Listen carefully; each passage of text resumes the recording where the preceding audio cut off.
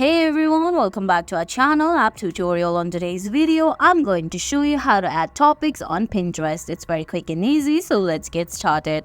First, open the Pinterest app on your phone. If you don't have the app yet, you can get it from Google Play Store or the Apple App Store. Once you do that, launch the app, give your sign-in details and sign in into your Pinterest account.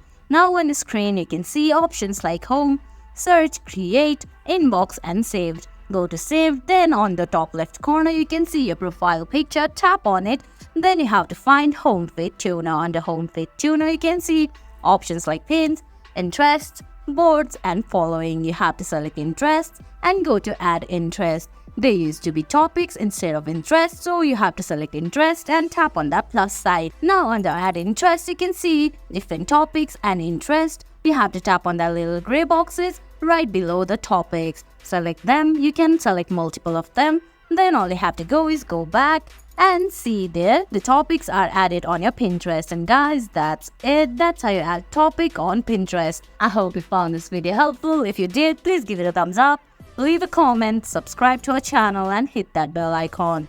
See you in the next video. Thanks for watching.